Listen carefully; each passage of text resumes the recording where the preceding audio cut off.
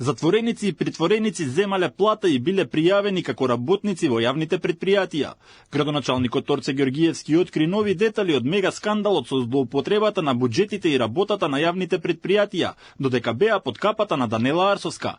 Ѓоргиевски не сакаше да сподели детали за да не влијае во истрагата на финансовата полиција, а од надлежните побарал не само индивидуална, туку и командна одговорност, односно освен лицата кои земале плата, а не оделе на работа, да одговараат и оние кои ги потпишувале нивните исплати и директорите што го одобрувале таквото постапување.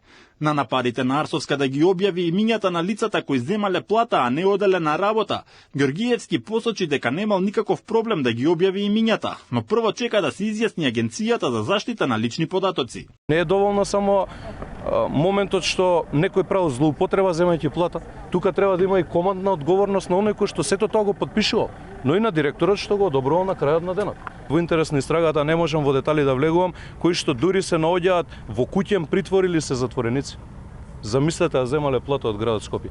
Има под интелектуални услуги активирано камиони со астрономски суми исплата на физички лица кои што работеле наводно за комунална хигиена. Денес немаме такви договори, ама немаме ни полни контењери, а во минатото се давевме во смет. Инаку денеска почна изградбата на новиот мегапарк во Бутел, еден од првите проекти ветени во програмата на Ѓоргиевски.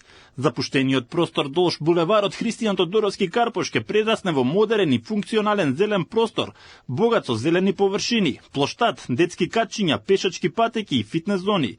Ки има содржини наменети за сите возрасти, а ќе се простира на површина од 8.000 метри квадратни. Овој парк е еден од двата кои ќе се градат во Бутел и еден од 4 мегапаркови кои ги вети Ѓоргиевски во програмата за градот Скопје. Покрај нив ќе има уште 50 на помали. Не чекаат многу активности, ќе имаме во наредниот период и повикам како медиуми да следите нашата работа и реорганизација на јавните предпријатија, модернизација согласно нашите можности на истите, обезбедување на возен парк за истите и во делот на јавното сообраќајно предпријатие ЈСП Скопје, но и во делот на комунална хигиена. Покрај парковите во план е изградба на кружен тек на крстосницата меѓу улиците Бутелска и Александар Урдаревски, како дел од стратегијата за уредување на 50 критични крстосници низ Скопје. Ѓоргиевски и градоначалникот на Бутел Дарко Костовски најавија дека ќе следи целосна реконструкција на улиците Бутелска и Радишанска со нов асфалт, модерни пешачки патеки, улично осветлување и атмосферска канализација, која конечно ќе го реши долгогодишниот проблем со поплавите. Меѓу поголемите проекти што следуваат се реконструкцијата на Стар Качанички пат и развојот на економската зона Визбегово, како и ревитализација на реката Серава со уредени зелени коридори, велосипедски и пешачки патеки.